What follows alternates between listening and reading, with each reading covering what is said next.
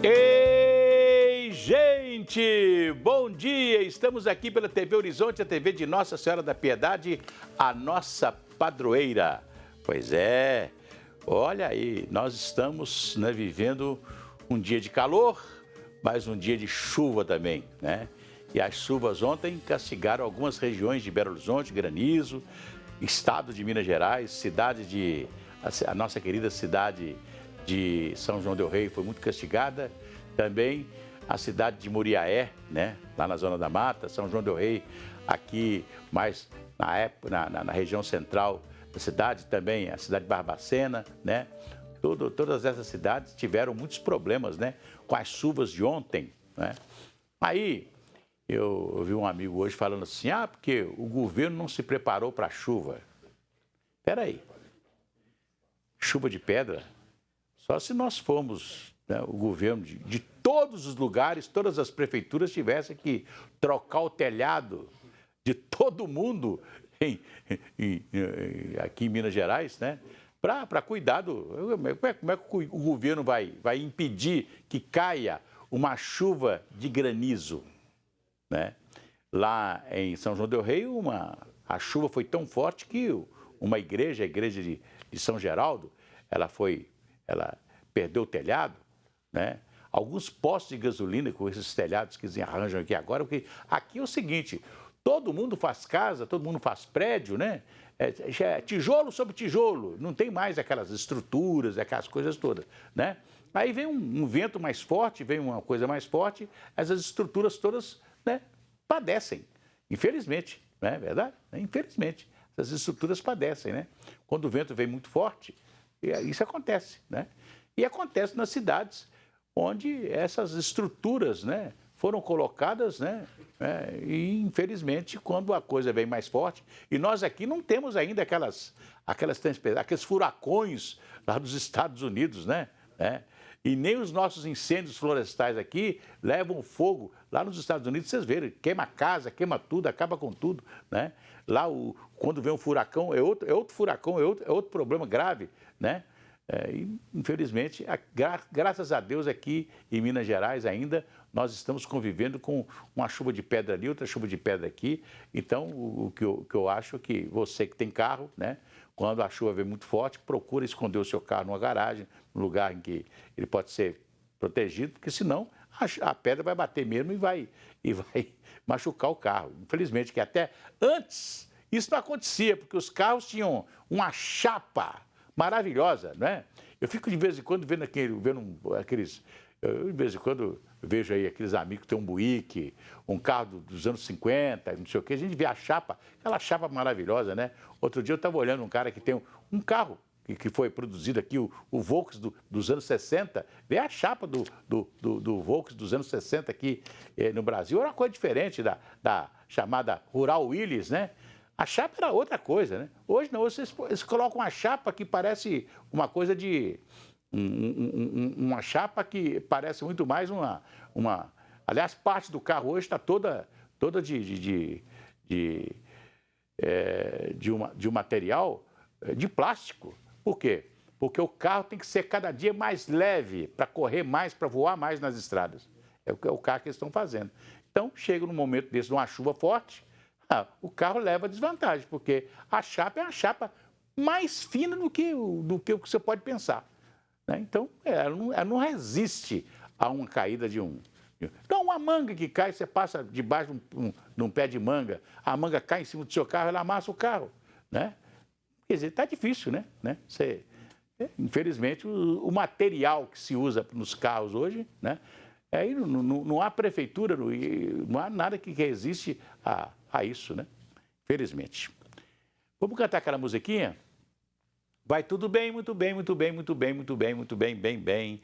Com pílulas de Lucem, sabe aquela dorzinha urinária, aquela sensação de queimação e ardor? Pílulas de Lucem são antissépticas das vias urinárias e vocês vão encontrá-la em todas as farmácias e drogarias. São 80 anos, né? E se persistirem os sintomas, o médico deverá ser consultado.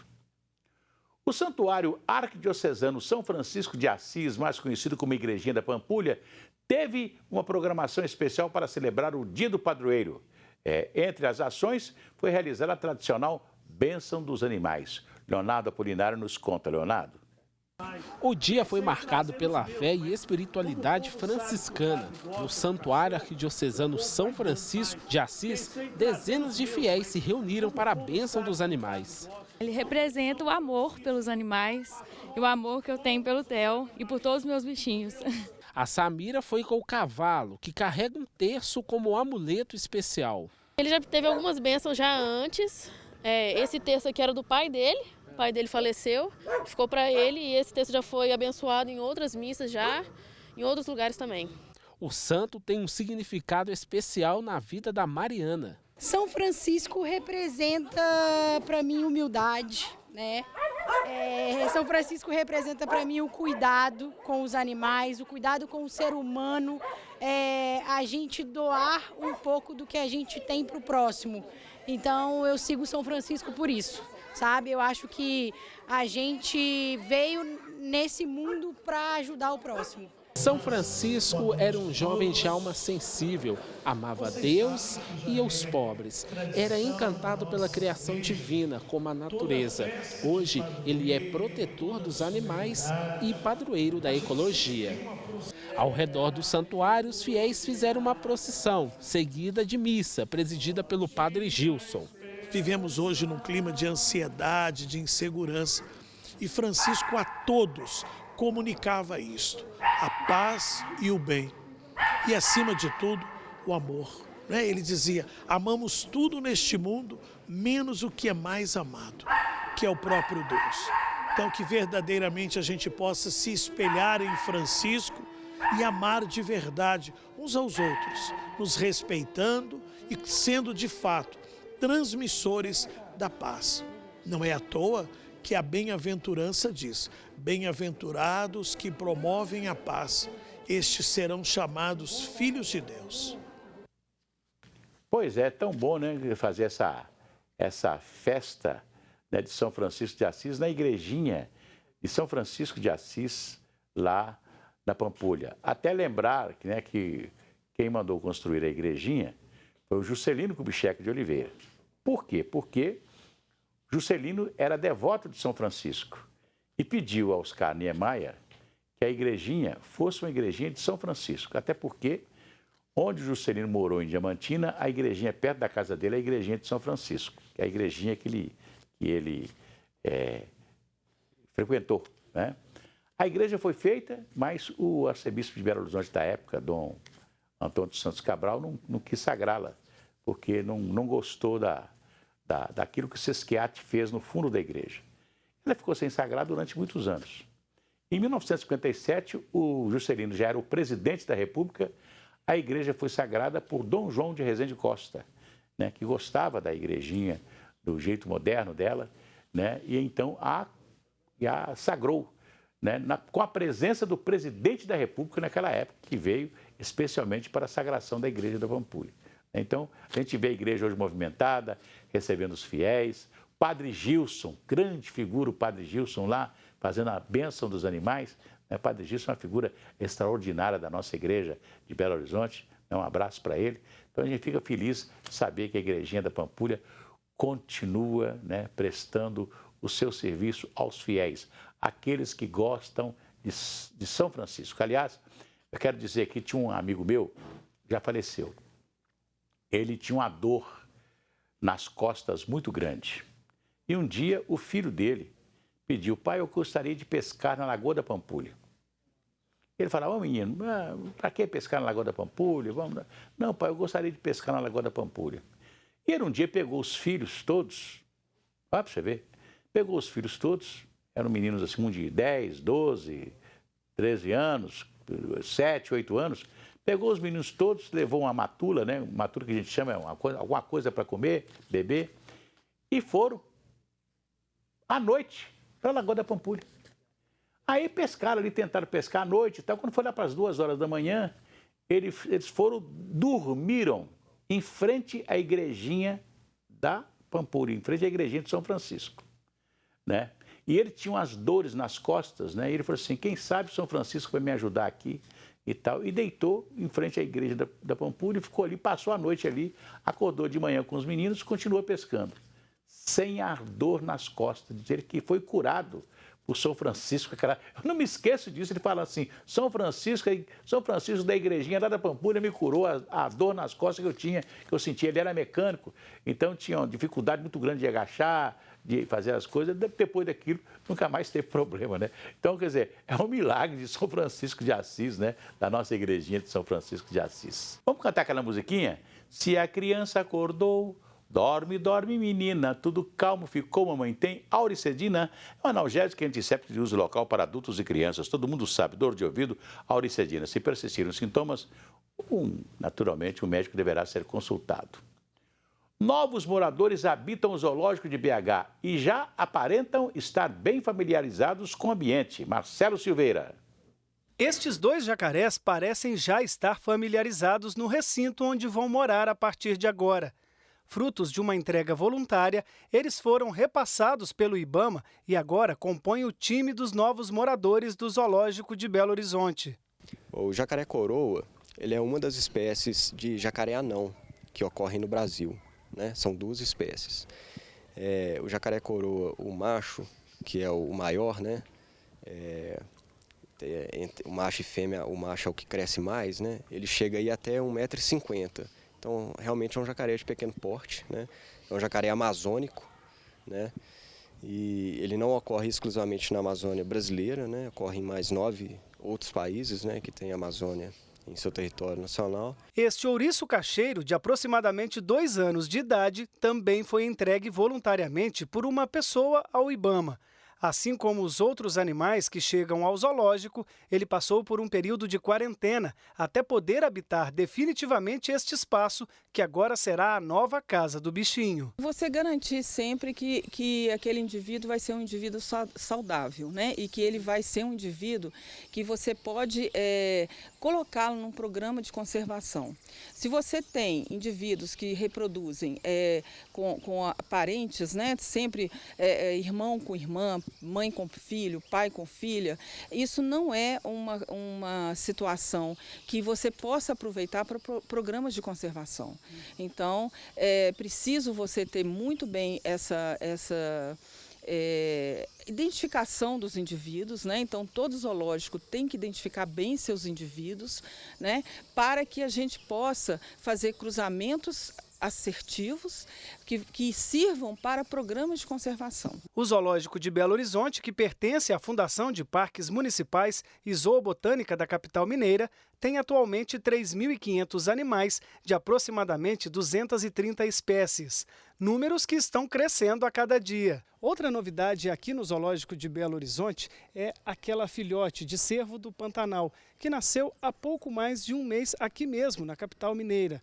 A espécie, que é tipicamente brasileira, vive em constante ameaça de extinção. A filhote ainda não tem nome, mas já pode ser vista andando com a família toda no recinto dos cervos. Uma atração a mais para quem visita o Zoológico de BH. A gente tem procurado muito trabalhar com espécies que estão inseridas em planos de manejo, planos de conservação.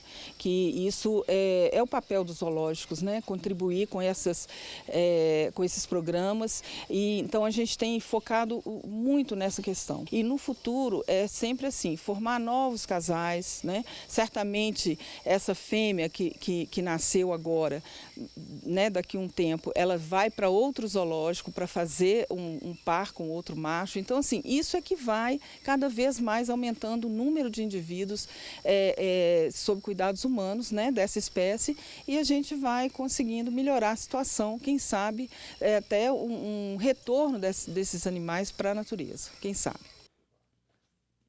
Excelentes as notícias que vêm do zoológico. Mas o zoológico hoje pertence à Fundação de Parques e Jardins de Belo Horizonte, ainda precisa de ser melhor cuidado, né? O zoológico precisa de ter... O gramado do zoológico está muito... Eu gostaria de ver o zoológico como antigamente, assim, ter aqueles gramados maravilhosos, bem cuidados. E essa coisa está faltando, né? Essa beleza, que o zoológico, além de ter os animais, ele tem que ser um lugar gostoso, bonito, né? Bem cuidado, com muito verde. A reserva de verde do Zoológico de Belo Horizonte é uma coisa fantástica, maravilhosa, né? Então a gente tem que cuidar muito, né? Vamos lembrar aqui que o Carone, quando foi... O zoológico de Belo Horizonte foi criado no governo do Amintas de Barros. Antigamente, os nossos animais, alguns animais, ficavam no parque municipal, que você via onça, tigre, né? Macaco, você via essas coisas no parque municipal. Eu era menino, a gente chegava no parque municipal, tinha os bichos, né? As crianças se encantavam dentro do parque municipal. Aí criou-se o Jardim Zoológico de Belo Horizonte, uma área fantástica, maravilhosa na Pampulha. E eu tive a oportunidade de criança ir ao zoológico, né? Com a minha família, com meu pai. A gente pegava um ônibus ali na Rua Guarani, ficava no domingo, no dia que a gente podia ir, aquela fila imensa, porque era um ônibus, né? Especialmente para o zoológico, que atendia ali parte da Lagoa da Pampulha, ali aquela região, né? E atendia o zoológico. Então, nós fomos lá. Então, o zoológico era muito bonito, muito gostoso de você ir. Tinha um restaurante maravilhoso, que eu acho que o restaurante hoje não funciona. Né? Tinha um restaurante bom, né? Mas aí o Carone ganha a eleição em Belo Horizonte e resolveu prestigiar um astrólogo que disse que ele ganharia as eleições aqui em Belo Horizonte, e ele ganhou. Professor Saturno, que era o cara que fez as previsões de que o Carone ganharia a eleição em Belo Horizonte. Então ele quis dar um cargo ao professor Saturno e deu a ele o cargo de diretor do zoológico. Teve que tirar logo, porque o professor Saturno começou a mandar matar paizão para comer. Mata esse paizão aí para mim. Então tiveram que tirar o professor Saturno, o diretor do zoológico. Foi mal, né, naquela época. Olha aqui, nós estamos agora vivendo a briga, entre aspas, né?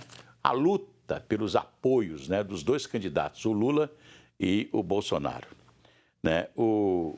Mas esse negócio de apoio é um negócio muito, muito interessante, né? O Lula apoiava aqui o Calil e o Alexandre Silveira. Nenhum dos dois ganhou. Nenhum ganhou. Nem o Alexandre e nem o Calil. Então, você vê que voto não se transfere. O Lula teve uma votação expressiva em Minas Gerais, mas não elegeu o Calil e nem elegeu o candidato dele a senador. Né? A mesma coisa aconteceu com o Zema. O Zema foi eleito no primeiro turno aqui, mas o candidato dele à presidência da República, ele não passou nenhum voto para o candidato dele. Eu não sei se ele não trabalhou, se não quis fazer nenhuma campanha abertamente pelo candidato dele, que foi o Felipe Dávila. Né? Então, esse negócio de transferir voto é um negócio muito interessante, né? Sei lá se transfere, né? Mas as pessoas começam. Isso aí apenas dá uma importância à campanha, né? Por exemplo, o Bolsonaro recebeu, além do candidato dele a governador de São Paulo, que ganhou as eleições lá, contra tudo e contra todos, né? Recebeu também lá do Rio Grande do Sul, do candidato que ganhou lá o primeiro turno do Rio Grande do Sul, que foi o ex-ministro do Trabalho, né? Também teve o apoio agora do governador de Minas, né? E agora, mais recentemente, o Ibanez Rocha, que é o governador do Distrito Federal. E mais aqueles governadores do Nordeste que ganharam no primeiro turno, que trabalharam com o Bolsonaro, todos eles estão, né, com a campanha do Bolsonaro, né? Aliás, o Bolsonaro agora está esperando o apoio do Antônio Carlos Magalhães Neto. E ele não tem outro caminho também, não. Ele apoia o Bolsonaro, ele não vai apoiar o Lula, porque o candidato a governador que vai disputar o segundo turno com ele é do PT. Então ele vai ter que ir para o lado do Bolsonaro mesmo, né? E o Bolsonaro deve ir à Bahia, no encontro com o Antônio Carlos Magalhães Neto, né? Mas isso aí vai continuar, né? O Bolsonaro já está, inclusive, com data para vir a Minas Gerais. Talvez amanhã ou depois ele estoura por aí para fazer umas visitas aí relâmpagos, né? Andar de moto e etc. Conversar com os apoiadores e etc, né? Inclusive os seus candidatos aqui, esse menino que ganhou aí 1,5 milhão de votos aqui para deputado federal, deve estar já se preparando para juntar toda a sua militância, né? Tem uma diferença da militância do Bolsonaro e a militância do PT. O PT tinha uma militância maravilhosa em Minas Gerais. Eu conheci, fui repórter toda a vida e conheci a militância do PT. Só que o PT foi assumindo o governo e foi empregando a militância. E depois que você emprega a militância começa a ter um empreguinho e tal, uma coisa assim, aí o cara não quer mais nada de ir para a rua, como levantar a bandeira, né? Alguns agora, né, tivemos aí algumas manifestações com a bandeira petista e etc e tal. Mas o do Bolsonaro é essa turma que tem um amor pelo Bolsonaro, uma coisa fantástica, né? Os caras vão para a rua, brigam e tal, se vestem de verde, amarelo e pinta a cara. E não é ninguém, assim, de uma militância partidária. A militância do Bolsonaro, uma coisa interessante, né? Ele reuniu uma multidão, né, em Brasília, reuniu multidão aqui em Belo Horizonte, reuniu multidão no Rio de Janeiro, em São Paulo, né? Aliás, o TSE, o Tribunal Superior Eleitoral, não quis, inclusive, permitir que ele usasse. Agora, isso aí é ato de campanha. Ele fez lá o desfile oficial em Brasília, depois do desfile oficial ele foi lá para o Esplanada dos Ministérios, onde ele fez uma convocação com os empresários, com o pessoal do agronegócio, fez uma convocação eleitoral, né? Aquilo era uma forma de fazer campanha eleitoral, que foi proibido, que eu acho que não devia ser proibido, né? Então, cada um tem a sua militância, né? Eles vão agora brigar pelo segundo turno, e que seja assim, né? Democracia é isso, né? Vamos esperar qual aquele que vai ganhar, que vai ter que dirigir o país, né? O pessoal do PT está pedindo o Lula para conversar mais com o pessoal do centro, porque a esquerda ele já tem, ele tem que conquistar o centro, que está muito com o Bolsonaro. Amanhã tem mais.